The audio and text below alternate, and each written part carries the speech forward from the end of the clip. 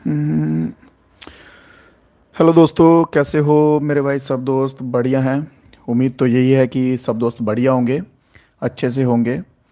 तो जल्दी से सबसे पहले जो हमारा काम रहता है वॉइस का, वॉइस बता दीजिए। क्लियर है? ओके ओके, रिपोर्ट में है वॉइस, तो वॉइस क्लियर आ रही है। ठीक है। तो देखिए, आज का जो क्लास होने वाला है इसको हम क्या नाम देंगे आज? Mini marathon. ठीक है, छोटा सा जो है एक मैराथन करेंगे, ज़्यादा बड़ा भी नहीं, छोटा सा। तो देखते हैं जंग के मैदान में कौन कौन भाई जो है हमारे साथ लास्ट तक जो है वो टिके रहते हैं, लास्ट तक बने रहते हैं। जो जो भाई लास्ट तक टिके रहेंगे एक बार कमेंट करके ज़रूर बता दीजिएगा कि सर पूरी मैराथन जो है हमने कर ली है। पूरी मैराथन ज़्यादा बड़ी नहीं पर छोटी सी है, पर बता दीजिए। ओके। तो चलिए, हमारे साथ जुड़ चुके हैं बिलाल, रिजवाना और भी भाई जुड़े हैं। बाकियों के कमेंट्स नहीं है, सभी दोस्त हाल चाल बता दीजिए। और शुरू करते हैं अपनी आज की क्लास का पहला क्वेश्चन। तो फर्स्ट क्वेश्चन जो है मेरे भाई वो क्या कहता है? In which of the following sports India won gold medal in the Olympics from 1928 to 1956?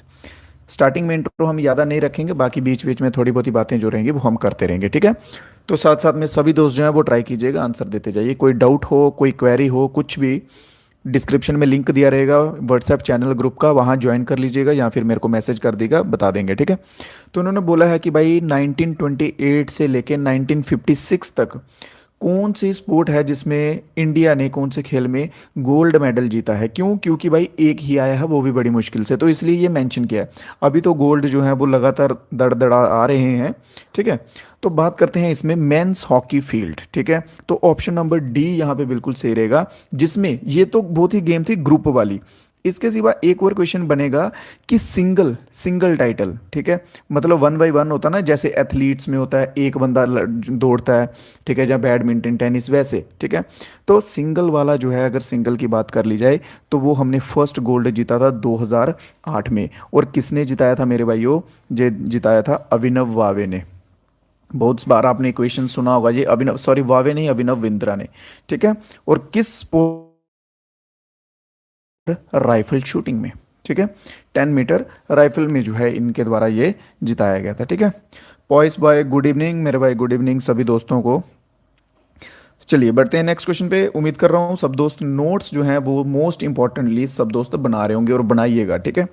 तो नेक्स्ट क्वेश्चन है, which river is known as सिंगी कंबन या फिर लाइन माउथ? ठीक है, सिंगी कंबन या फिर लाइन माउथ के नाम से कौन सी रिवर जो है वो जानी जाती है? कहाँ पे?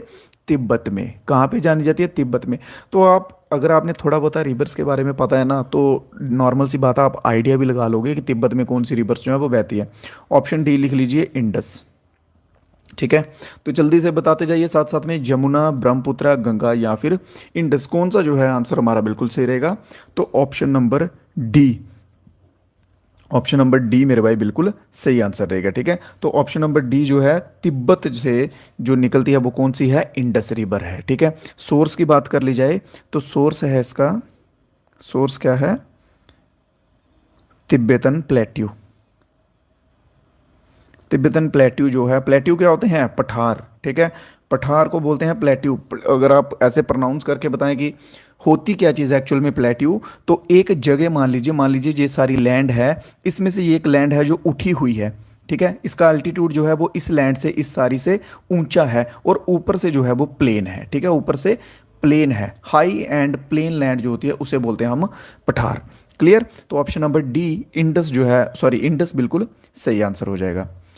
Next question, the constitution of India refer to budget as? Bharat का जो संविधान है वो बजट को और किस रूप में संदर्भित करता है? बजट को हम और किस रूप में जो है वो बोल सकते हैं या देख सकते हैं? ठीक है। Indian contingency fund, annual financial statement, Indian public account. तो इसमें हमारा कौन सा आंसर रहेगा बिल्कुल सही? तो एनुअल फाइनेंशियल स्टेटमेंट। कौन सा? Annual financial statement. Option number B जो है मेरे भाइयों बिल्कुल सही रहेगा इसमें। ठीक है। जो कि कौन से आर्टिकल के अंदर आता है? तो ये आता है आर्टिकल 112 2 के अंदर, ठीक है, 112 के अंदर आता है, ठीक है। जिसमें क्या होता है कि फंड्स वगैरह जो होते हैं ना, डिफरेंट सेक्टर्स को जो फंड मिलते हैं, ये होता क्या है फाइनेंशियल ईयर मेनली बात कर ली जाए तो देखिए, जैसे बोलते हैं ना फाइनेंशियल बिल निकला है, ठीक है, तो उसमें क्या करते हैं कि हाँ स्पोर्ट्स वाला जो सेक्टर है उसको इतने करोड़ रुपए का पैसा गया है, ठीक है। फिर उसके सिवा बोलेंगे अच्छा जी जो सड़क वाला है, सड़क वाले को इतना पैसा गया है, दूसरे किसी को इतना गया है, तो वो जो सब चीज़ें हैं वो इसके अंडर आती हैं। क्लियर है, किसी भाई को कोई डाउट तो नहीं? चलिए तो नेक्स्ट क्वेश्चन देखते हैं इसी के साथ अपना। नेक्स्ट क्वेश्चन है what is the schedule of Indian constitution related to anti defection law. Anti defection जो लॉ है उससे संबंधित कौन सा जो है शेड्यूल पूछा गया, इन्होंने शेड्यूल पूछा, आर्टिकल नहीं पूछा है, तो कौन सा शेड्यूल जो है वो उससे संबंधित है, ठीक है। एंटी डिफेक्शन लॉ से संबंधित कौन सा शेड्यूल आता है, चलिए जल्दी से आंसर आने दीजिए। तो इसमें मेरे भाइयों कौन सा शेड्यूल आएगा, जो भाई ऑप्शन नंबर बी के साथ जा रहे हैं बिल्कुल सही रहेगा, 10th शेड्यूल आएगा। और बात कर ली जाए कौन सी अमेंडमेंट, तो 52nd अमेंडमेंट। मिनी कॉन्स्टिट्यूशन कौन सी अमेंडमेंट को बोलते हैं, जल्दी से बता दीजिए एक बार, मिनी कॉन्स्टिट्यूशन कौन सी अमेंडमेंट को बोलते हैं, करवा चुका हूँ ये 1985 में, ये 52nd नंबर की अमेंडमेंट हुई थी। अब आप बोलोगे सर ये तो बता दो एंटी डिफेक्शन लॉ होता क्या है। एंटी डिफेक्शन लॉ जो है ये पार्लियामेंट और स्टेट्स की जो असेंबलीज होती है ना, ये किन के लिए होता है, पार्लियामेंट, ठीक है, संसद जो होता है पार्लियामेंट, एंड स्टेट के जो असेंबलीज होते हैं ये उनके लिए होता है, ठीक है। जो भी उनके पार्टी के मेंबर होते हैं, जो उनका मैंडेशन आता है, मैंडेट होता है, उसको वॉयलेट ना करें, उसके खिलाफ ना जाएं, उसी को बोलते हैं एंटी डिफेक्शन लॉ। क्लियर, चलिए नेक्स्ट क्वेश्चन देखते हैं। Chief election commissioner is appointed by, chief election commissioner जो होता है मेरे भाइयों वो किसके द्वारा जो है वो अपॉइंट किया जाता है, वाइस प्रेसिडेंट, प्रेसिडेंट, या फिर प्राइम मिनिस्टर, या फिर आप कह सकते हैं चीफ जस्टिस ऑफ इंडिया के द्वारा। तो किसके द्वारा जो है वो किया जाएगा, क्या आंसर रहेगा इसमें हमारा सही, तो इसमें जो है हमारा आंसर रहेगा प्रेसिडेंट। बट एक बात याद रखिए, ये वही बात हो जाएगी कि कंधा किसी और का और बंदूक कोई और चला रहा है। प्रेसिडेंट तो करता है, दुनिया के सामने कौन करता है, प्रेसिडेंट, बट रिकमेंड कौन करता है, सुझाव कौन देता है कि किसको कीजिए, on the recommendation of prime minister. जो भी प्रधानमंत्री रहेगा उसके सलाह पे, उसकी रिकमेंडेशन पे जो है वो इलेक्शन कमिश्नर जो है वो अपॉइंट मेरे भाइयों किया जाएगा। क्लियर है, उसकी रिकमेंडेशन पे, प्राइम मिनिस्टर की रिकमेंडेशन पे। और अगर इसी की जगह हम बात करें कि स्टेट इलेक्शन कमीशन कौन करता है, तो वो किया जाता है बाय गवर्नर, तो वो गवर्नर के द्वारा जो है वो किया जाएगा। क्लियर, चलिए नेक्स्ट क्वेश्चन देखते हैं। किसी भाई को कोई डाउट वगैरह रह जाए, कोई क्वेश्चन समझ ना आए, तो बेझिझक जो है लाइव चल रही है चैट, लाइव में भी बता सकते हैं, अदरवाइज डिस्क्रिप्शन में लिंक वगैरह दिए रहेंगे मेरे भाइयों, तो वहाँ पर भी जो है आप बता सकते हैं, ठीक है। चलिए तो नेक्स्ट क्वेश्चन देखते हैं। नेक्स्ट क्वेश्चन क्या है, किस भाई कौन सी मूवमेंट में महात्मा गांधी ने कहा था करो या मरो, ठीक है, कौन सी मूवमेंट में महात्मा गांधी ने कहा था, किस आंदोलन में महात्मा गांधी ने कहा था करो या मरो, ठीक है। हुआ क्या था कि एक तरफ तो जापानीज जो थे उनका अटैक होने लग पड़ा था, और दूसरी तरफ ब्रिटिश वाले जो थे उनके साथ भी टूट गई थी, ठीक है। क्योंकि हम उस टाइम पे क्या कर रहे थे, हम उस टाइम पे चला रहे थे क्विट इंडिया मूवमेंट चला रहे थे, ठीक है, क्विट इंडिया भारत छोड़ो मूवमेंट चला रहे थे। तो जब वो चला रहे थे ब्रिटिश के साथ भी टूट रही थी, और दूसरी साइड से जो है वो जापान भी अटैक कर रहा था। तो महात्मा गांधी ने बोला भाई अब तो मेरे बस की बात नहीं रही, अब तुम कर लो या मर जाओ, जहाँ तो इनके साथ लड़ लो डट के, तो जहाँ मर जाओ, बस अब आपके हाथ में है। तो ये पॉइंट जो है इस टाइम पे बोला था क्विट इंडिया मूवमेंट के टाइम पे, ठीक है। तो ऑप्शन नंबर इसमें कौन सा हमारा सही रहेगा, ऑप्शन बिल्कुल रहेगा सही बी, क्विट इंडिया मूवमेंट। तो अब बोलोगे कि हुई कब थी भाई क्विट इंडिया मूवमेंट, तो 1942 में जो है मेरे भाई वो क्विट इंडिया मूवमेंट चली थी, ठीक है, 1942 में क्या बोल रहा हूँ मैं, क्विट इंडिया मूवमेंट। तो रॉयलेट सत्याग्रह जो है, रॉल्ट सत्याग्रह, ये कब चला था भाई, तो ये चला था 1919 में चला था, 1919 में चला था। 1919 में एक और मोस्ट इंपॉर्टेंट चीज़ हुई थी, जलियांवाला बाग। कौन सा, जलियांवाला बाग हत्याकांड, ठीक है, जो कि किसके रिकमेंडेशन पे हुआ था, जनरल डायर, ठीक है, जनरल डायर के कहने पे हुआ था। क्लियर है, उस समय क्या था कि भाई सेक्शन लगाई गई थी धारा 44, ठीक है, क्लियर। चलिए, तो इसके सिवा सिविल डिसोबीडेंस मूवमेंट की बात कर लेते हैं, ऑप्शन नंबर सी की। तो सिविल डिसोबीडेंस मूवमेंट जो है ये कब चली थी? तो ये चली थी मेरे भाइयों 12 मार्च 1930 को। 12 मार्च 1930 को जो है वो चली थी। तो इसके दिन ही सेम टाइम पे एक और मूवमेंट, इसके ऊपर ना एक और ऐसा क्वेश्चन क्या बनता है कि बताइए इसके अलोंग सिविल डिसोबीडेंस मूवमेंट के अलोंग इसके साथ साथ और कौन सी मूवमेंट्स जो है वो चली थी? तो ये चला था साल्ट मार्च। कौन सा चला था? साल्ट मार्च, या फिर आप कह सकते हैं डांडी यात्रा। क्लियर? साल्ट मार्च या डांडी यात्रा कह सकते हैं, जो कि इसके साथ साथ सिविल डिसोबीडेंस मूवमेंट के साथ साथ चला था। और लास्ट में बचता हमारा नॉन कोऑपरेशन असहयोग आंदोलन। तो ये चला था 1920 से लेके 22 तक। कल से जो है नेक्स्ट क्लासेस जो भी होंगी, ठीक है, वो सब्जेक्ट वाइज आ जाएंगी। ये आज मिक्स क्वेश्चंस की लास्ट क्लास रहेगी, ठीक है। अगर तो कंटेंट जो है वो तैयार हो गया तो कल से आपको टॉपिक वाइज मिल जाएंगी, अदरवाइज कल एक लास्ट मैराथन कर लेंगे, ठीक है। तो फिर उसके बाद जो है हम टॉपिक वाइज स्टार्ट कर लेंगे। चलिए, नेक्स्ट क्वेश्चन है, which of the following area landslide is high vulnerability area?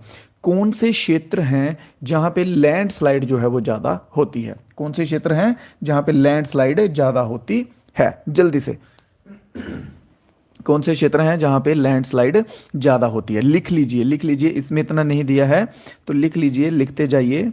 मैं इसलिए आपको बोलता हूँ कि नोट्स बना लीजिए, मोस्ट इंपॉर्टेंट रहेंगे, ठीक है। ऐसा नहीं है कि जिस एग्ज़ाम की आप अभी तैयारी कर रहे हैं उसी के लिए, बट आगे जो भी आएंगे ना इस लेवल पे, जीडी लेवल पे, कांस्टेबल लेवल पे, ठीक है, इन सभी के लिए तो मैं कह रहा हूँ आराम से आप अगर इन नोट्स के सारे भी चल जाएंगे ना तो आराम से जो है वो आप जीके जीएस फोड़ के आएंगे, ठीक है। चलिए, और लिखिए वेस्टर्न घाट्स, लिखिए वेस्टर्न घाट्स, फिर एक और लिखिए, इसके बाद नीलगिरी लिखिए, नीलगिरी, फिर एक और लिख लीजिए लगे हाथ, लिख लीजिए ईस्टर्न घाट। क्या लिखिए? ईस्टर्न घाट्स लिख लीजिए, और एक और लिख लीजिए, एक और लिख लीजिए, और कौन सा एरिया है? विंध्यास, सतपुरा वाला, ठीक है, सतपुरा के साथ विंध्यास। चलिए, ये जो है ये बायो, ये वो एरियाज़ हैं जहाँ पे सबसे ज़्यादा लैंडस्लाइड जो है वो होती है, ठीक है। Himalayas, north east mountain ranges जो हैं, ठीक है, वेस्टर्न घाट्स हो गए, फिर नीलगिरी, ईस्टर्न घाट्स और विंध्यास। अगर इनमें से भी बात कर ली जाए कि इनमें से भी सबसे ज़्यादा जो है वो किस पे होती है, तो एक नंबर रहेगा हिमालय। हिमालयस का जो रीजन है, ठीक है, इसमें सबसे ज़्यादा जो है लैंडस्लाइड होती है। और इसके बाद दूसरे नंबर पर होती है वेस्टर्न घाट पे। अगर आपको लैंडस्लाइड वाला देगा तो उसमें हिमालय या फिर वेस्टर्न घाट होगा मोस्टली ऑप्शंस में, ठीक है। तो इन दोनों पे ही आपको चलना है। अगर इनमें से ये दोनों नहीं है और कोई ऑप्शंस हैं तो वो आप याद कर लीजिएगा, उनमें से जो है आंसर दे दीजिएगा, ठीक है। यहाँ पे नीचे हिमालय होगा डेफिनेटली, बट ये यार ऑप्शन जो है वो स्पेस की वजह से थोड़ा सा नीचे चला गया हुआ है, इसके ऊपर वजन ज़्यादा हो गया, बोझ हो गया बहुत, ठीक है। चलिए, बात करते हैं अपने एक और क्वेश्चन की, coral reef. Most important question बन जाता है भाई कोरल रीफ के ऊपर। तो उन्होंने पूछा है कि कोरल रीफ जो है, ऑप्शन नंबर डी दिखा देता हूँ, ये स्क्रीन पे नहीं दिख रहा होगा, मेरे को दिख रहा है, बट आई एम श्योर कि जब आप क्लास देख रहे होंगे तो आपको नहीं दिख रहा होगा ये, ठीक है। सुंदरबन, सुंदरबन डेल्टा, ये रहा आपका फोर्थ ऑप्शन। चलिए, तो उन्होंने पूछा कि कोरल रीफ जो है इनमें से कहाँ नहीं मिलती है? कोरल रीफ, ठीक है, मैराइन रीजन्स में होती है, समुद्री जो क्षेत्र होते हैं वहाँ पे होती है ये। तो इनमें से कौन सा है जो जहाँ पे नहीं मिलती है कोरल रीफ? कोरल रीफ, ठीक है। तो सुंदरबन डेल्टा ही मेरे भाई हमारा बिल्कुल सही आंसर रहेगा, option number D, Sundarban delta. तो चलो अब सुंदरबन डेल्टा घूम के आते हैं। क्या करते हैं? सुंदरबन डेल्टा घूमने जाते हैं, ठीक है। फर्स्ट ऑफ ऑल आपको मैं बता चुका हूँ, गंगा और ब्रह्मपुत्र जब मिलते हैं तो सुंदरबन डेल्टा बनाते हैं, ये चीज़ क्लियर है। ट्रीज़ कौन से होते हैं यहाँ पे? Mangrove trees. कौन से मेरे भाइयों? मैनग्रूव ट्रीज़ यहाँ पे होते हैं। और यहाँ पे तीन चीज़ें हैं मोस्ट इंपॉर्टेंट। एक नंबर रॉयल टाइगर होते हैं, ठीक है, रॉयल टाइगर होते हैं, यहाँ पे बंगाल भी लिख लीजिए बीच में, रॉयल बंगाल टाइगर होते हैं। दूसरे नंबर आप लिखिए इरावादी डॉल्फिन्स होती हैं, इरावादी डॉल्फिन्स होती हैं। तीसरे नंबर आप लिखिए जो इम्पोर्टेंट है एस्चुरेन क्रोकोडाइल, ठीक है। क्या? एस्चुरेन क्रोकोडाइल। एस्चुरेन क्रोकोडाइल पता किस टाइप के होते हैं? ये कैसे होते हैं, कैसे समझाऊँ आपको? सुनो, एग्जाम्पल बताता हूँ आपको। देखो, जैसे मान लो एग्जाम्पल बता रहा हूँ, सीरियस मत ले जाना, ठीक है। एग्जाम्पल के लिए बता रहा हूँ, मान लो एक मेल है एक फीमेल है, कोई भी, ठीक है, जब एक नया मेल और फीमेल मिलते हैं, ठीक है, तो वो उसके लिए कौन सा गाना गाता है? तू मेरा पहला पहला प्यार है। इसी तरह से बोलते हैं ना, चाहे वो पीछे वाली जो एक छूट गई हो उसके लिए भी यही गाता हो, बट जो अभी नया आया है ना, उसी उसको देख के भी उसको यही लग रहा है कि ये मेरा पहला पहला प्यार है। वो उन दोनों में फर्क जो है वो नहीं कर पा रहा है, ठीक है। इस पुराने वाले पर्सन में भी फर्क नहीं कर पा रहा, नए वाले में भी नहीं। इसके लिए भी पहला पहला प्यार गाना गाता था, और जो अभी आया है उसके लिए भी वही गाना गा रहा है, ठीक है। तो वही हिसाब है जहाँ पे मेरे साथ इस क्रोकोडाइल में भाई। इनमें मैं आपको जो है ऐसे बिना फोटोज़ के नहीं बता पा रहा हूँ कि जो एस्ट्रेन क्रोकोडाइल हैं ये कैसे हैं। जो पहले होते हैं नॉर्मल वैसे ही लगते हैं, और ये जो हैं ये भी वैसे ही दिखते हैं, बस इनका साइज़ मैं कह सकता हूँ साइज़ थोड़ा सा बड़ा होता है। ये जिम वगैरह जो है वो रेगुलर जाते हैं, ठीक है। एस्ट्रेन क्रोकोडाइल जो है वो जिम वगैरह रेगुलर जाते हैं। साइज़ क्या डिफरेंस कर सकते हो, बाकी प्यार जो है दोनों टाइप के, तीनों टाइप के क्रोकोडाइल्स के लिए सेम रहेगा। क्लियर है? नेक्स्ट क्वेश्चन की तरफ चलते हैं। प्यार हो गया अभी ख़त्म। Which of the following is popular folk dance of Gujarat? तो गुजरात में आ ही गए हैं, तो अब पॉपुलर फोक डांस की बात कर लेते हैं, ठीक है। ढोकला जो है वो बाद में खाएंगे गुजरात का, पहले करेंगे हम इसके फोक डांस की बात। तो चाऊ जो है ये मैंने बताया था आपको लास्ट क्लास में, चाऊ बताया था कि नहीं बताया था? याद है किसी बच्चे को? जल्दी से बता दीजिए। मैं को नहार, good evening, good evening sir, good evening dear. Bilal बहुत बढ़िया मेरे भाई। महेश गरबा बहुत बढ़िया, महेश का आंसर आ चुका है गरबा। चलिए, तो चाऊ मैंने जो है मैंने वो किसका बताया था आपको? झारखंड जब घूमने गए थे, याद करो मेरे भाई, हम झारखंड घूमने गए थे, ठीक है, लास्ट क्वेश्चन में, तब मैंने बताया था कि चाऊ जो है वो झारखंड का है, ठीक है। इसके सिवा चाऊ और भी स्टेट्स में आता है, एक तो आ गया झारखंड का, उड़ीसा वाले जो है ना, उड़ीसा वाले भी कर लेते हैं भाई झारखंड का ये चाऊ डांस। इसके साथ ही वेस्ट बंगाल, पश्चिम बंगाल वाले बोलते हैं हम भी नाचेंगे, हम पीछे नहीं रहेंगे, तो ये भी कर लेते हैं। क्लियर? अब बात करते हैं कलवेलिया की। आई थिंक ये मैंने अभी तक आपको नहीं बताया है। तो कलवेलिया आ जाएगा। गागर कहाँ का है? गागर नहीं, घूमर, घूमर, ठीक है। घूमर कहाँ है याद करो? राजस्थान। तो राजस्थान का आ जाएगा कलवेलिया। ये एक ट्राइबल डांस है, एक ट्राइब है वो इसे परफॉर्म करती है, ठीक है। ट्राइब है का कलवेलिया करके वो इसे परफॉर्म करती है। तो राजस्थान का और कौन कौन सा हो जाएगा? एक हो जाएगा मोस्ट इंपॉर्टेंट मेरे भाई, घूमर घूमर नाचो, ठीक है। और एक हो जाएगा इसके सिवा वावाई, फिर एक हो जाएगा गैर। ये आ जाएंगे राजस्थान के कुछ इंपॉर्टेंट। मफलर को आप छोड़ दो, ये केजरीवाल जी डालेंगे। तो बात करते हैं अब गरबा की। तो गरबा आ जाएगा हमारा कहाँ का? गुजरात का, गुज्जू पीपल्स का। क्लियर है? इसके सिवा आप बोलोगे सर और भी तो बता दो। गुजरात के बस एक ही थोड़ी ना डांस करेंगे वो, बिल्कुल भाई और भी करेंगे। तो एक लिख लो रास लिख लो, एक लिख लो टिपानी लिख लो, ठीक है। अगर कोई है उधर का जिसको मालूम है वो भी बता दो बीच में, उसका कमेंट भी हम लिख देंगे यहाँ पे। एक लिख लो डांगी लिख लो, और एक लिख लो नृत्य लिख लो, नृत्य, ठीक है। मटकू, मटकू कड़ी भी होता है एक, मट मटू कड़ी, मट्टू कड़ी ऐसा ही कुछ होता है, ठीक है। ये जो है ये इंपॉर्टेंट डांस आ जाएंगे। चाऊ, कलबेलिया, गरबा। स्टेट्स लिख लिए हैं, राजस्थान का लिख लिया है। यार ये थोड़ा ना राइटिंग का थोड़ा सा समझ लिया करो, ठीक है, थोड़ा, क्योंकि ये मैं कुछ ज़्यादा ही सुंदर सुंदर लिख देता हूँ। तो जो जो मैं बोलता हूँ ट्राई कीजिए, जो मैं बोल रहा हूँ उसको भी साथ साथ में लिखते जाएं, ठीक है, क्योंकि मेरी राइटिंग समझने लगोगे तो अभी आपको 2 साल और लग जाएंगे। चलिए, तो नेक्स्ट क्वेश्चन है which of the following ingredients. ये बीच में कुछ वर्ड हो गया गड़बड़, यहाँ पे कुछ और होगा। इनमें से कौन सा इंग्रेडिएंट है जिसका sour taste and turn blue litmus into red? हाँ समझ गए अभी क्वेश्चंस को, ठीक है। इन्होंने बोला है कि एक इंग्रेडिएंट है जो स्वाद में खट्टा होता है, सोअर होता है, और ब्लू लिटमस को रेड कर देता है। छोटा सा एक कॉन्सेप्ट है, जल्दी से समझ लेंगे, ठीक है। छोटा सा एक कॉन्सेप्ट है, जल्दी से समझ लेंगे। चलिए, यहाँ पे लिख लेते हैं हम 7, यहाँ पे लिख लेते हैं 1, और यहाँ पे हम लिख लेते हैं 14, ठीक है। यहाँ पे लिख लेते हैं एसिड, और यहाँ पे लिख लेते हैं बेस, और इसे हम क्या बोलते हैं? PH scale. पीएच की फुल फॉर्म होती है पावर ऑफ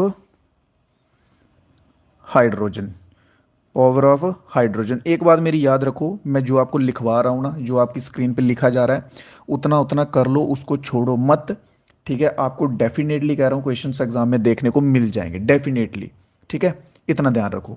अच्छा, तो अभी आते हैं हम मुद्दे पे। एक होता है लिटमस पेपर। क्या होता है? एक लिटमस पेपर होता है, एक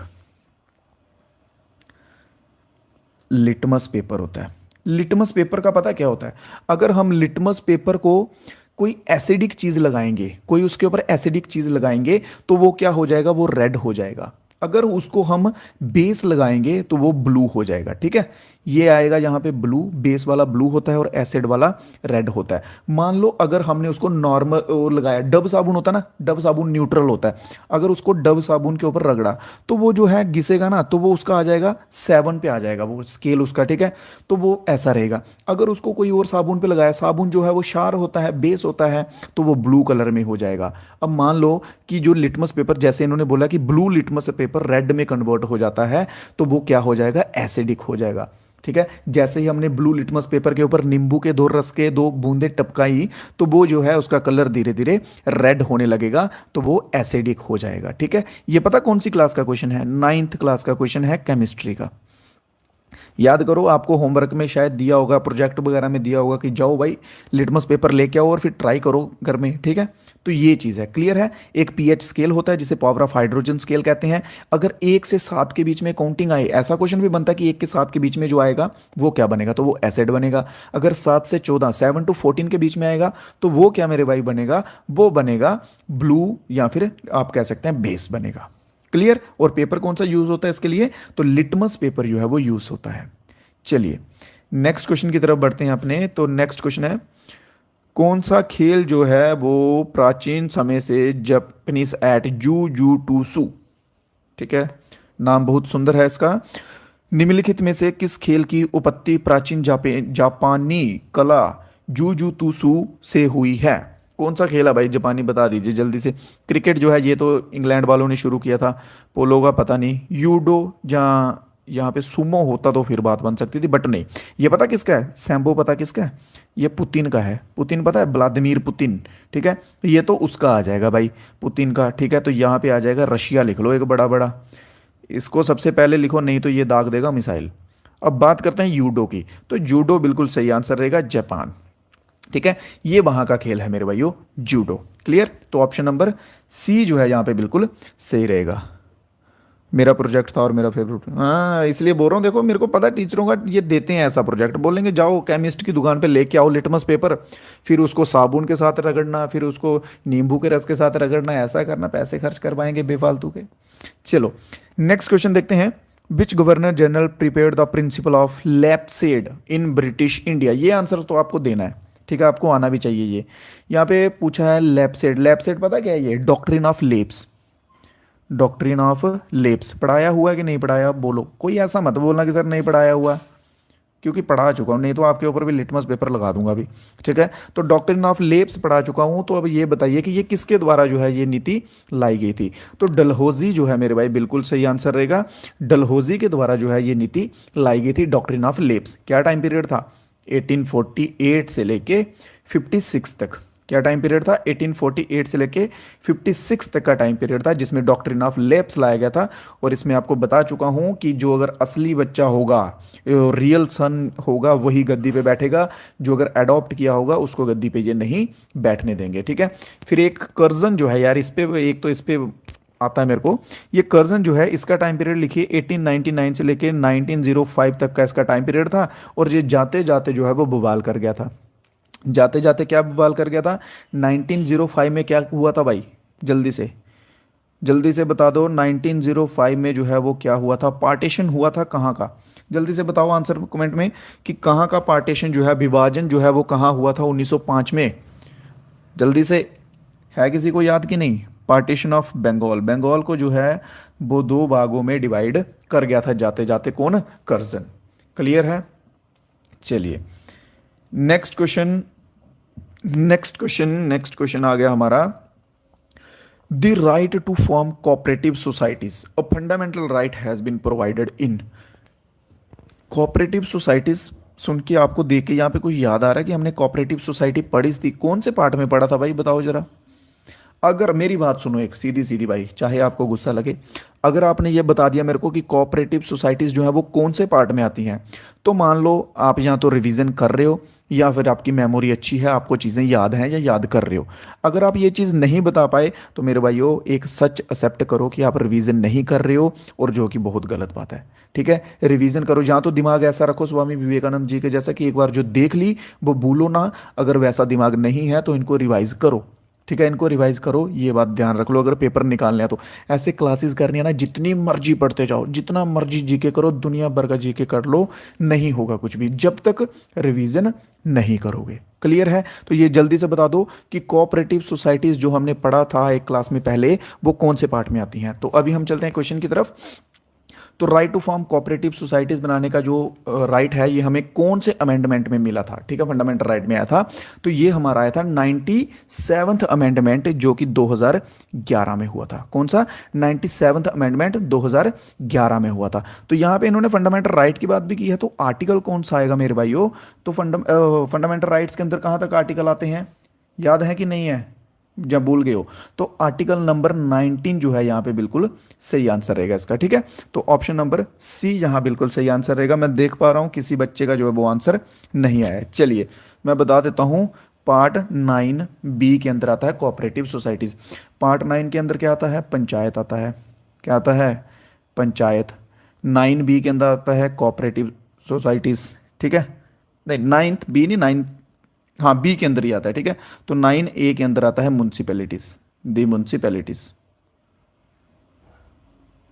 ठीक है, क्लियर है? जो चीज़ें बताता हूँ मेरे भाइयों, पढ़ो पढ़ो, बेटर रहेगा। फिर आप बाद में पछताओगे कि सर बोलते थे रिवीजन कर लो, हमने रिवीजन नहीं की। विच of the following is the most electromagnetic element? इनमें से कौन सा है जो मोस्ट, सबसे अधिक चुंबकीय तत्व है? ठीक है, मोस्ट इलेक्ट्रोमैग्नेटिक कौन सा है? तो फ्लोरीन जो है, फ्लोरीन को देखते ही छलांग लगा दो इसके ऊपर, फ्लोरीन जो है वो ये रहेगा आंसर इसका। क्यों? क्योंकि इसके ऊपर 7 वैलेंस शेल होती हैं। ठीक है, 7 इलेक्ट्रॉन, फ्लोरीन याद कर लो। ठीक है, इसको रट्टा मार लो। ठीक है, क्योंकि ये कॉन्सेप्चुअल चीज़ें हैं, अगर हम कॉन्सेप्ट बताते तो फिर आपको ये पता चलता, बट कॉन्सेप्ट नहीं है तो इसलिए बोल रहा हूँ कि इसको रट्टा मार लो। ठीक है, 7 electrons in its valence shell. ठीक है, इसकी वैलेंस शेल में 7 इलेक्ट्रॉन होते हैं। क्लियर? तो ऑप्शन नंबर कौन सा हमारा सही रहेगा? ऑप्शन नंबर बी यहाँ पे बिल्कुल सही रहेगा। नेक्स्ट क्वेश्चन देखते हैं, question number 64। Article of the constitution related to the controller and audit general of India is. Comptroller और ऑडिट जर्नल जो होता है, एजी होता है भारत का। ठीक है, उसके संबंधित जो है वो कौन सा आर्टिकल इनमें बिल्कुल सही रहेगा? कौन सा आर्टिकल इनमें बिल्कुल सही रहेगा? ठीक है, इनका एक होता है, सबसे पहले बात करते हैं इंडिपेंडेंट ऑफिस। इंडिपेंडेंट ऑफिस रहेगा ऑफ बोथ, बोथ का मतलब है इन दोनों का। ठीक है, तो ये आता है आर्टिकल नंबर 148 के अंदर, जो कि ऑप्शन नंबर सी में दिया हुआ हमारा आंसर हो जाएगा। ठीक है, ये दोनों होते कौन है भाई? ये दोनों होते कौन है, इनका काम क्या है वो भी तो बताओ सर। खाली आर्टिकल पढ़ने से थोड़ी याद हो जाएगा। तो लिखो मेरे भाइयों, ये होते हैं head of Indian audit and account department के। ठीक है, इंडियन ऑडिट और अकाउंट डिपार्टमेंट के ये हेड होते हैं। ठीक है, फिर एक आर्टिकल और लिख लो, आर्टिकल 149, वो किसके रिलेटेड है? इनकी, अरे भाई ये व्हाट्सएप वाली लैंग्वेज लिख रहा हूं मैं। ठीक है, देयर पावर एंड ड्यूटी। ठीक है, इनकी पावर और ड्यूटी से संबंधित है आर्टिकल नंबर 149। तो हमारा आंसर क्या है इसमें? 148। ऑप्शन नंबर सी वाले भाई जिन जिन का है बिल्कुल सही। नेक्स्ट क्वेश्चन देखते हैं, इंडिया में किस टाइप का सोशलिज्म है? सोशलिज्म होता है समाजवाद। ठीक है, समाज में रहन सहन, या समाज मतलब समझ रहे हो, सोसाइटी के रिलेटेड जो है वो कैसा है काम काज। ठीक है, सोसाइटी को हम किस तरह से ट्रीट कर रहे हैं, या किस लेवल पे या किस वे से ट्रीट कर रहे हैं, तो वो होता है सोशलिज्म। तो भारतीय जो है वो कैसा है? रिपब्लिक है, फेडरल है, ठीक है, भाईचारे पे, डेमोक्रेटिक या कम्युनिस्ट? कम्युनिस्ट मत सोचो भाई, ये चाइना का है। कम्युनिस्ट वाला कोई भाई तो नहीं है, जिसका है उसका वीज़ा लगवाओ और चाइना भेजो। तो ऑप्शन नंबर सी, डेमोक्रेटिक जो है, डेमोक्रेटिक सोशलिज्म जो है वो इंडिया का है। तो ऑप्शन नंबर सी जहाँ पे बिल्कुल सही मिल जाएगा। ठीक है, जैसे ही ये भी क्लास खत्म हो जाएगा ना, इसके बाद जो पीडीएफ है वो आपको व्हाट्सएप का जो ग्रुप है ना वहाँ पे मिल जाएगी। तो सभी दोस्त जो है वो क्या कीजिएगा, एक बार इसको ऊपर ऊपर से रिवाइज कर लीजिएगा। ठीक है, और जो पीडीएफ्स मैं देता हूँ उनको सेव कर लिया करो कहीं पे ड्राइव पे या व्हाट्सएप पे, फिर टाइम के बाद 1 हफ्ता 2 हफ्ते के बाद उनको रिवाइज किया करो। ऑक एंड चेस्टनट ट्रीज आर, ऑक और चेस्टनट के जो पेड़ होते हैं वो किस टाइप के पेड़ होते हैं? क्या वो थ्रोनी वेजिटेबल में आते हैं, मैनग्रूव्स में आते हैं? अगर मैनग्रूव्स में आते तो ये कहाँ होते? सुंदरबन में होते। ठीक है, मैनग्रूव याद रखो, सुंदरबन आएगा। ठीक है, बट ये जो है ये होते हैं हाई एल्टीट्यूड वाले एरिया पे। ठीक है, बड़े बड़े पेड़ होते हैं ये भाई, बहुत बड़े बड़े। ठीक है, तो ये हाई एल्टीट्यूड पे होते हैं, मैनग्रूव्स को आप निकाल दीजिए। ठीक है, एवरग्रीन वाइड लीफी ट्रीज में आते हैं या ट्रॉपिकल एवरग्रीन में आते हैं? ट्रॉपिकल में भी नहीं आएंगे, तो ये कहाँ आते हैं? ऑप्शन नंबर सी में आते हैं, एवरग्रीन वाइड लीफी। ठीक है, बड़े बड़े चौड़े चौड़े पत्तों वाले ये होते हैं ऑक ट्री और चेस्टनट के पेड़। ठीक है, अब बात की जाए कि सर ये पाए कहाँ जाते हैं, इनको एक नाम और लिख लो भाई, इनको एक नाम से और बुलाया जाता है, डिसीडियस। अगर ना इसकी जगह डिसीडियस होता ना तो भी बात बन जाती, डिसीडियस ट्रीज होता तो भी बात बन जाती। ठीक है, ये दोनों याद रखो। तो ये पाए कहाँ जाते हैं? ये नॉर्थ ईस्ट के जो माउंटेन्स हैं ना, क्योंकि आपको पता बड़े बड़े पहाड़ जो हैं वो कहाँ पे हैं? बड़े बड़े पहाड़ कहाँ पे हैं? नॉर्थ ईस्ट में ही हैं। ठीक है, जैसे पंजाब हिमालय हो गया, फिर कुमाऊँ हिमालयज हो गए, फिर उसके बाद असम हिमालय, नेपाल हिमालय, तो ये बड़े बड़े पहाड़ हैं, पहाड़ी एरिया हैं। ठीक है, तो उनके ऊपर जो है ये पेड़ जो है वो पाए जाते हैं, हिमालय रीजन मेनली। ठीक है, हिमालय रीजन। चलो, तो नेक्स्ट क्वेश्चन पे चलते हैं। Next question, how many styles of wrestling are there in Olympics? How many types of या स्टाइल ऑफ रेसलिंग जो है वो ओलंपिक में होती है? 2, 3, 4, 5, 9, 6, 7, कितने टाइप की होती है? जल्दी से बता दो। ठीक है, कितने टाइप की जो है वो होती है बताओ, जल्दी से आंसर आने दो। बाकी मेरे भाइयों जो आपके अभी क्वेश्चंस आ रहे हैं, क्वेश्चंस कोई बात नहीं, ये करते हैं बाद में, लेते हैं आपके क्वेश्चंस। ठीक है, क्लास होते ही। तो टू टाइप्स की जो है वो रेसलिंग होती है ओलंपिक में। कौन कौन सी? एक तो होती है फ्री स्टाइल। ठीक है, एक होती है कौन सी? Free style. ठीक है, जिसमें तुम घूसे मारो, टांगे मारो, कुछ भी मारो, चाहे अपना पूरा का पूरा दर्द उठा के मार दो इस आदमी पे, चलता है वो। ठीक है, सब चलेगा इसमें। लेग्स इसमें जो है वो अलाउड होती हैं, टांगे मारो मुंह के ऊपर बना के, चलता है। और दूसरी जो है वो होती है ग्रीको रोमन। ग्रीको रोमन होती है, ये होती है भाई, ये संस्कार वाली रेसलिंग होती है। ठीक है, इसमें जो है आप टांग यूज नहीं कर सकते, नो यूज ऑफ लेग्स। ठीक है, ये बिना टांगों के खेली जाएगी, मतलब टांगे तो होगी इंसान के साथ, बट आप किक वगैरह नहीं कर सकते। ठीक है, वो चीज़ याद रखिए। इन दोनों में यही अंतर है, फ्री स्टाइल में आप किक कर सकते हैं और जो ग्रीको रोमन है उसमें आप किक जो है वो नहीं कर सकते। ठीक है, तो ऑप्शन नंबर 2 यहाँ पे मेरे भाई बिल्कुल सही रहेगा। नेक्स्ट है, चलिए इसके ऊपर अब हम डिस्कस करेंगे, क्यों? क्योंकि इससे क्वेश्चन जो है वो बनते हैं। अहमदिया मूवमेंट जो है ये किसके द्वारा चलाया गया था? अहमदिया मूवमेंट। ठीक है, अहमदिया जी को हम बाद में देखेंगे, इससे पहले चलो लिखना शुरू कर दो अभी। ठीक है, लिखना शुरू कर दो जल्दी से। सबसे पहले लिखो अलीगढ़ मूवमेंट। क्या लिखो मेरे भाई? लिखो, जल्दी जल्दी लिखते जाओ साथ साथ में, जहाँ स्क्रीनशॉट ले लो जैसे आपको सही लगता है। अलीगढ़ मूवमेंट। ठीक है, ये किसके द्वारा आई थी? लिखते हैं बाद में, इनका नाम लिखते हैं। दूसरे नंबर पे लिखो आप ब्रह्मो समाज। ब्रह्मो समाज, ये मैं शॉर्ट में लिख रहा हूँ। ठीक है, ऐसे मत समझना कि इनके स्पेलिंग यही है, क्योंकि आगे इनके नाम भी लिखने हैं ना, इसलिए। फिर लिख लो एक प्रार्थना, प्रार्थना समाज लिख लो। फिर एक इंपॉर्टेंट लिखो आर्य समाज। फिर एक लिखो आप सत्य शोधक सोसाइटी। ठीक है, जैसे सत्य शोधक समाज, सत्य शोधक समाज। मैं आपको फिर से बोल रहा हूँ, जो चीज़ बोर्ड पे लिखवा रहा हूँ मोस्ट इंपॉर्टेंट रहेगी मेरे भाइयों। मुस्लिम ब्रदरहुड, मुस्लिम ब्रदरहुड। चलिए, अब इनको जो है हम सबसे पहले देखेंगे कि ये जो है इनके फाउंडर कौन कौन हैं। सबसे पहले बात करते हैं अलीगढ़ मूवमेंट की। तो सैयद, दूसरा कलर ले लूँ यहाँ पे, ताकि जो है वो ज़्यादा दाल खिचड़ी ना बने। चलिए, तो सैयद अहमद खान, सैयद अहमद खान जो है अलीगढ़ मूवमेंट के। ब्रह्मो समाज मोस्टली पूछा जाता है भाई, हर एक एग्जाम में पूछा जाता है। राजा राम मोहन रॉय, राजा राम मोहन रॉय। प्रार्थना समाज पूछा जाता है, आत्माराम पांडुरंग, आत्माराम पांडुरंग। आर्य समाज भी पूछा जाता है, दयानंद सरस्वती जी के द्वारा, दयानंद सरस्वती जी के द्वारा। सत्यशोधक समाज भी पूछा जाता है, ये पूछा जाता है किसके द्वारा, ओ सॉरी फाउंडर ज्योतिराव फूले, ज्योतिराव फूले। इनकी वाइफ के ऊपर क्वेश्चन आता है जिनका नाम है सावित्रीबाई फूले, जो कि फर्स्ट फीमेल टीचर थे। याद रखो, सावित्रीबाई फूले ज्योतिराव फूले की वाइफ थे, ठीक है, जो कि फर्स्ट फीमेल टीचर थे, जिनके नाम के ऊपर पुणे यूनिवर्सिटी का नाम भी रखा हुआ है। पुणे की जो यूनिवर्सिटी है उसका नाम भी उनके नाम पे रखा हुआ है। अब एक बचता है लास्ट में मुस्लिम ब्रदरहुड, तो ये किसके द्वारा है,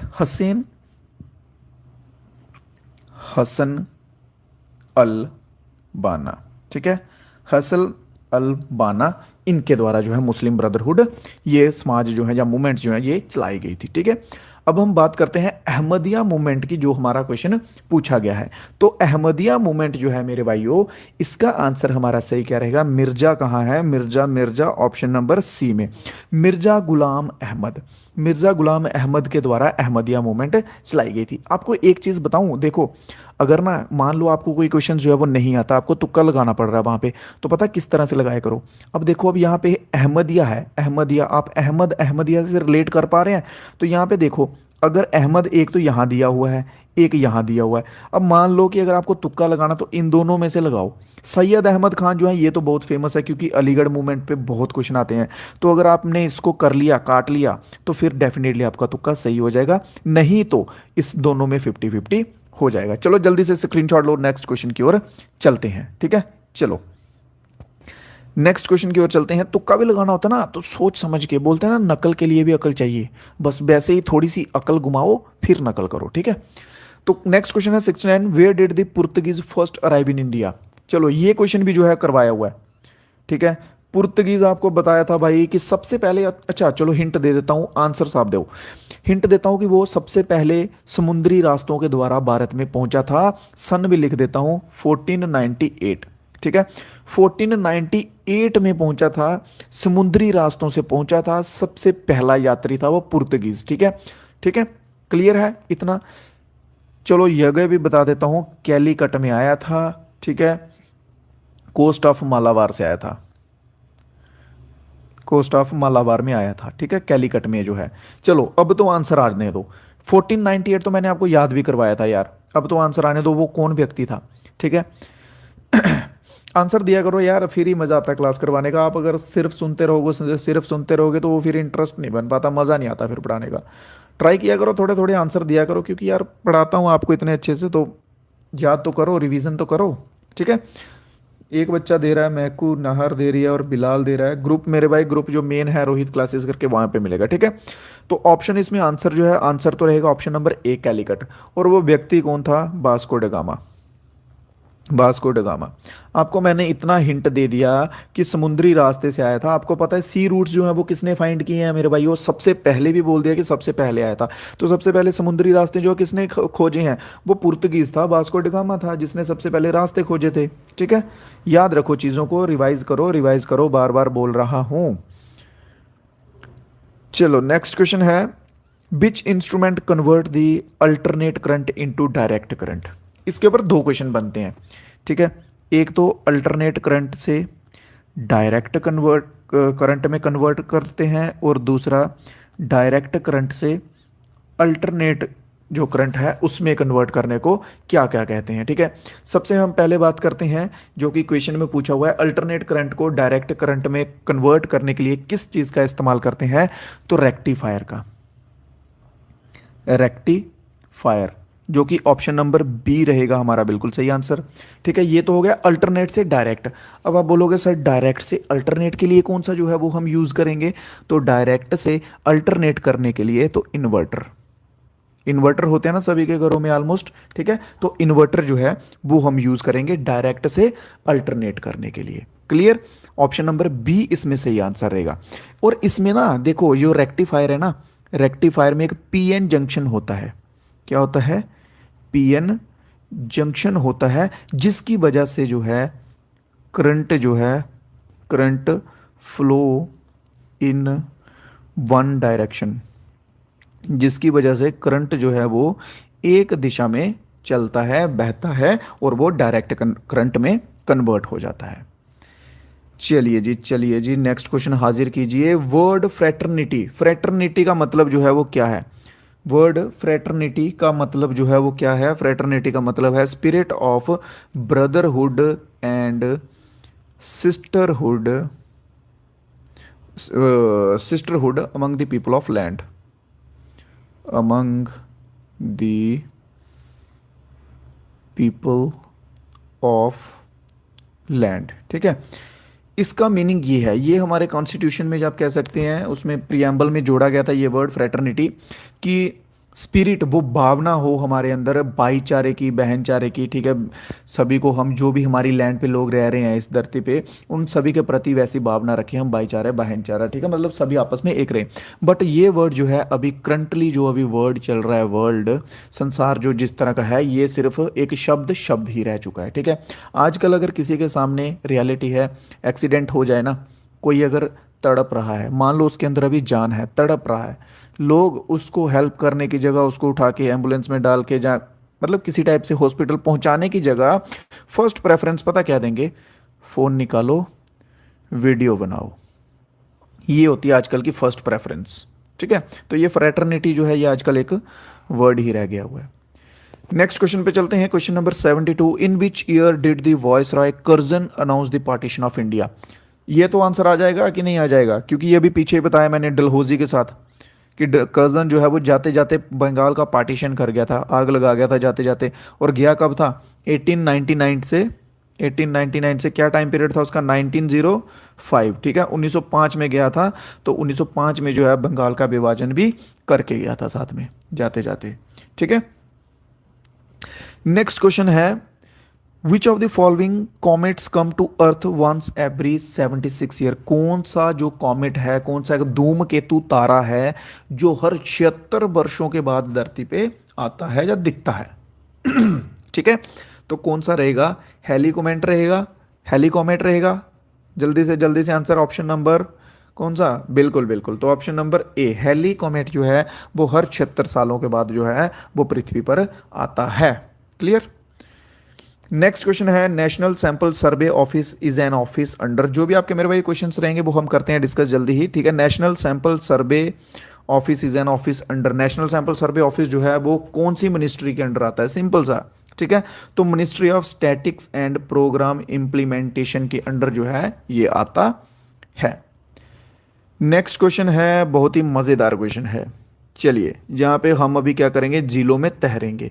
तो उन्होंने पूछा है कि कौन सी झील जो है जिसे हम फ्लोटिंग झील, ठीक है, फ्लोटिंग लेक के नाम से भी जानते हैं। कौन सी लेक जो है जिसे हम फ्लोटिंग लेक के नाम से जानते हैं। फ्लोटिंग क्या होता है, तैरना। ठीक है, मान लो अभी ये एक झील है, ठीक है, इसमें क्या है, फ्लोटिंग लेक, उसमें है पता क्या एक्चुअल में, ऐसे ना मिट्टी के थोड़े थोड़े बने हुए हैं, उनके ऊपर कुछ लोगों ने जो है वो घर टाइप भी बना लिया हुआ है। ठीक है, तो वहाँ वो रहते भी हैं। ठीक है, जैसा कुछ चल रहा है, ठीक है, वैसी वैसी ऐसी ऐसी बनी हुई हैं, तो ये तैरते रहते हैं। आज मान लो सोए हो आप रात को यहाँ पे, ठीक है, इस जगह पे, और जब सुबह उठोगे तो पानी में तैरते तैरते आप पहुँच जाओगे, इस गांव में पहुँच जाओगे। ठीक है, तो ये चीज़ है। तो वो कौन सी झील है, तो वो है लोकतक। लोकतक है, लोकतक कहाँ है, लेक ऑफ लोकतक, बिल्कुल सही आंसर रहेगा। और ना लोकतक लेक जो है ये फ्रेश वाटर की लार्जेस्ट भी है, fresh water largest in north east. ठीक है, नॉर्थ ईस्ट के एरिया में। इसमें ना एक और वर्ड यूज होता है, पुमडी, पुमडी करके वर्ड एक यूज होता है। ठीक है, पुमडी एक वर्ड होता है जिसे कि हम, जिसकी मीनिंग होता है फ्लोटिंग मैट्स ऑफ सॉइल। ठीक है, मैट्स ऑफ सॉइल।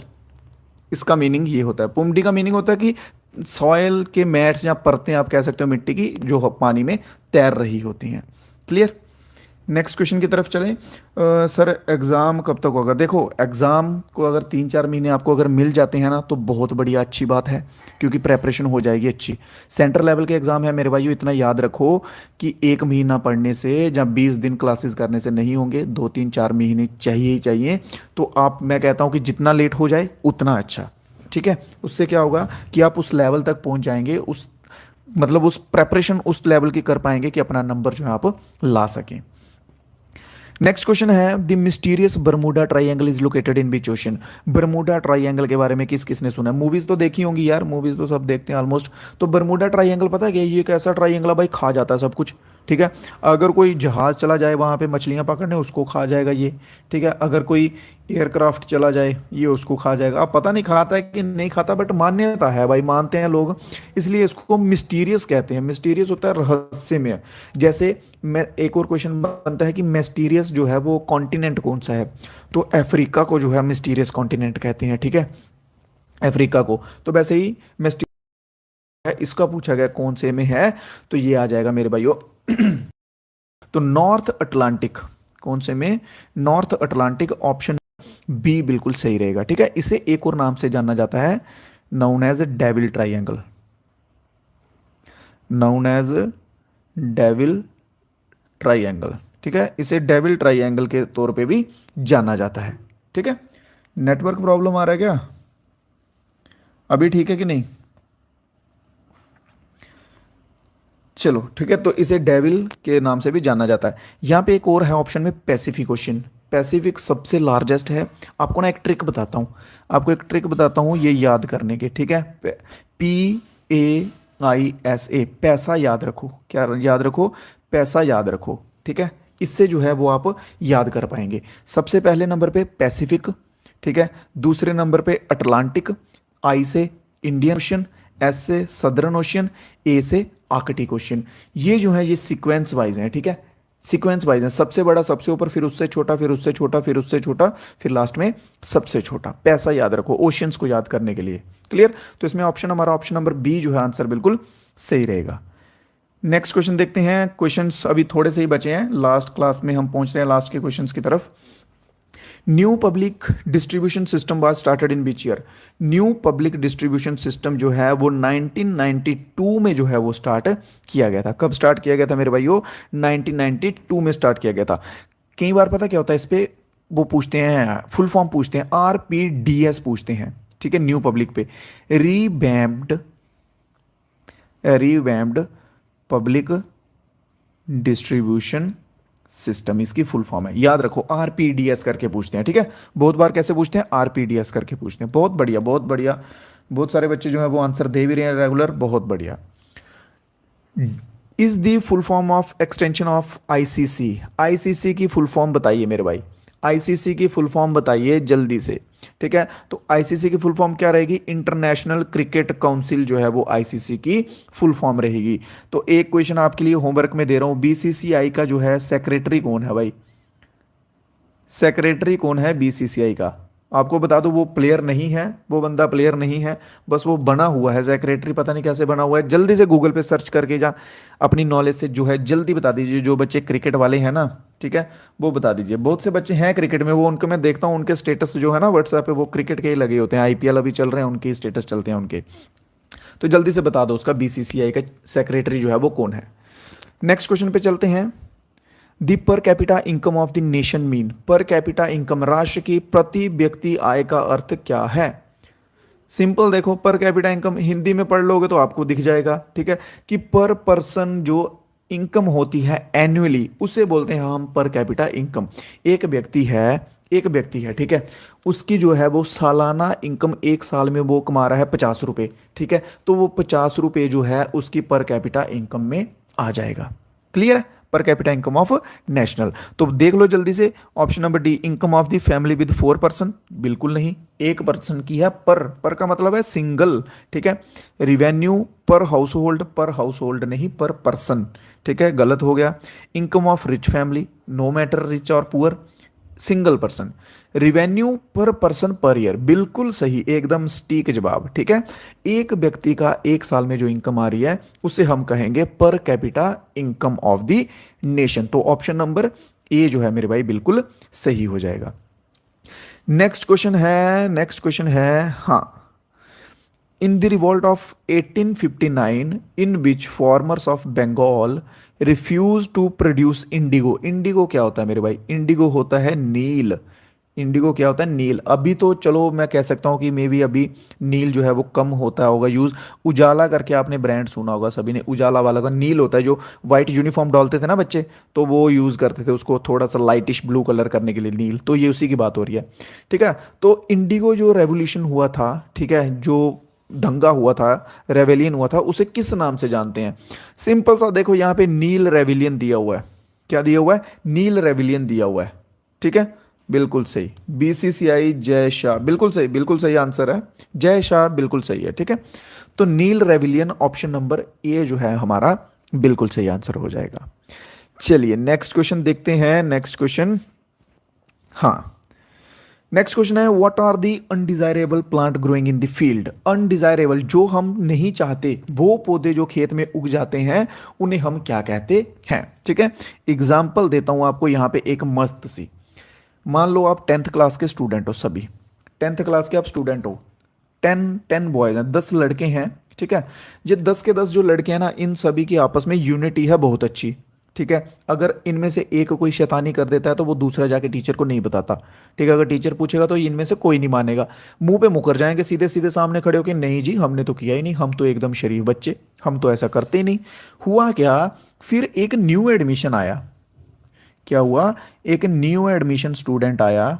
ठीक है, एक नहीं दो लगा लो, दो न्यू एडमिशन स्टूडेंट आए। ठीक है, ये जो पहले 10 थे, ये तो थे भाई एकदम फुल ब्रदरहुड वाली फीलिंग थी इनमें। ठीक है, पूरी चोड़ में। तो जब ये दो न्यू आए ना, तो इन्होंने क्या कर दिया, इन्होंने अगर किसी बच्चे ने क्लास में शोर किया, ओ ए किया, कोई भी कुछ किया, तो उन्होंने सीधे भागे भागे जाना टीचर के पास कि टीचर टीचर, वो जो लड़का है ना फर्स्ट बेंच पे बैठा हुआ है, इस नाम से, रोहित नाम से लड़का है, वो जो है वो पंगे कर रहा है। ठीक है, वो शरारतें कर रहा है। वो जो बिलाल है ना मैम, वो लास्ट में बैठता है मैम, वो पंगे कर रहा है मैम, उसने किया था ये।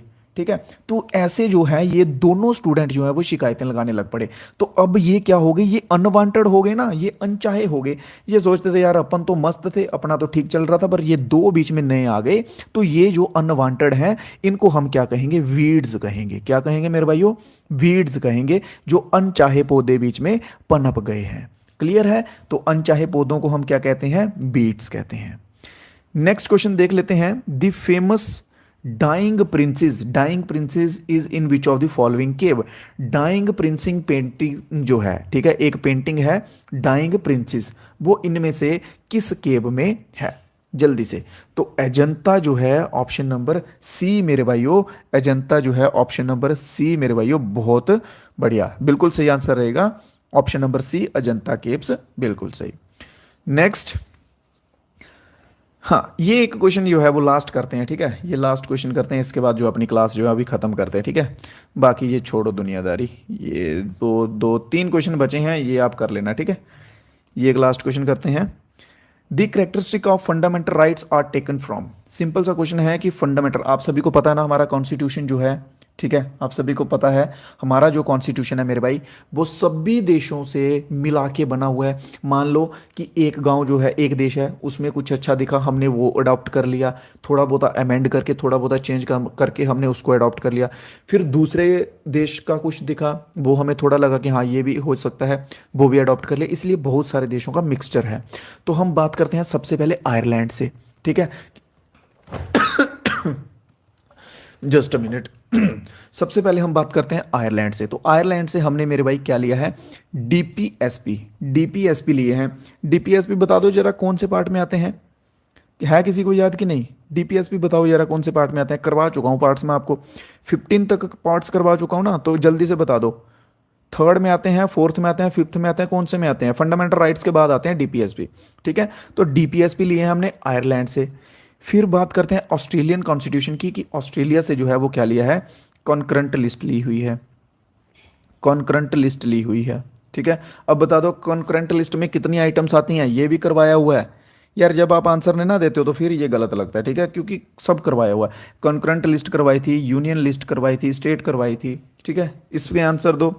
फिर बात आती है ब्रिटिश की, तो ब्रिटिश से हमने क्या लिया हुआ है, सिंगल सिटीजनशिप। क्या लिया हुआ है, सिंगल सिटीजनशिप जो है ये इससे हमने ब्रिटिश से ली हुई है। और लास्ट में बचता है यूएसए, यहाँ से हमने फंडामेंटल राइट्स, मौलिक अधिकार जो है वो लिए हुए हैं। क्या लिए हुए हैं, मौलिक अधिकार लिए हुए हैं। क्लियर है ये क्वेश्चन। चलिए तो नेक्स्ट क्वेश्चन। ओह ठीक है ठीक है, हो गया हो गया। तो इसमें लिख लीजिए great lake is completely located United state में जो है मीचैंग करके ग्रेट लेक है, ठीक है। चलिए अच्छा मेरे भाइयों, क्लास हो गई हमारी ख़त्म। अब किसी भाई का कोई डाउट है तो बता दीजिए, क्लास हो चुकी है दी एंड, ठीक है, दी एंड हो चुकी है। जल्दी से कमेंट बॉक्स में रिव्यू करके बता दीजिएगा कि क्लास मेरे भाइयों आप सभी को कैसी लगी है, ठीक है। कोई क्वेरीज वगैरह हो अगर आपकी, डिस्क्रिप्शन में लिंक दिए रहेंगे, वहाँ पे जो है वो आप अपने क्वेश्चंस जो हैं वो पूछ सकते हैं। ज्वाइन कर लीजिएगा ग्रुप्स को, वहाँ पे आपको अपडेट जो है वो सभी वहाँ पे टाइम टू टाइम मिलते रहेंगे, ठीक है। और बाकी एक चीज़ का ध्यान रखिए कि बने रहिएगा साथ में, यकीन करके भरोसा करके। एग्ज़ाम आने तक आपको जीके जीएस में, आपकी जीके स्पेशली कह रहा हूँ, जीके में 50 क्वेश्चन 40 जितने मर्जी आ जाएं, उनमें महारत हासिल करवाने का मैंने आपसे प्रॉमिस किया हुआ स्टार्टिंग से ही। उस पर बने रहिएगा। बस एक चीज़ किया करो मेरे भाइयों, आप रिवीजन नहीं करते हो। आप क्या नहीं करते हो, रिवीजन नहीं करते हो। क्योंकि मैं जब बीच में क्वेश्चन पूछता हूँ ना तो तब आपका आंसर नहीं आता, तो एकदम फटाक से आंसर आना चाहिए। अगर एकदम फटाक से आंसर जिस दिन आने लग गया ना, उस दिन समझ आओ कि आपकी तैयारी बिल्कुल सही चल रही है। जब तक आंसर्स नहीं आ रहे तब तक आप मान के चलो कि अभी तैयारी आपकी उस लेवल पे नहीं पहुंची हुई है, ठीक है। तो चलिए दीजिए इजाज़त मेरे को, मेरे सभी भाई महकू, बिलाल, शिवानी, राधिका, बिलाल, बहुत बहुत शुक्रिया आप सभी दोस्तों का लास्ट तक बने रहने के लिए, ठीक है। तो मिलेंगे कल फिर से क्लास में सेम टाइम पे। ग्रुप वगैरह ज्वाइन कर लीजिएगा। वीडियो को जो है मेरे भाइयों लाइक कर दिया करो, और जो कुछ नए दोस्त हमारे साथ जुड़ते हैं वो क्या किया करो, चैनल को सब्सक्राइब भी कर दिया करो, और अपने दोस्तों के साथ शेयर वगैरह करते रहा करो। तो चलते हैं मेरे भाइयों, मिलेंगे कल फिर से क्लास में कुछ नए क्वेश्चंस के साथ, कुछ मज़ेदार क्वेश्चंस के साथ, इंपॉर्टेंट क्वेश्चंस के साथ। तब तक के लिए जय हिंद, जय भारत।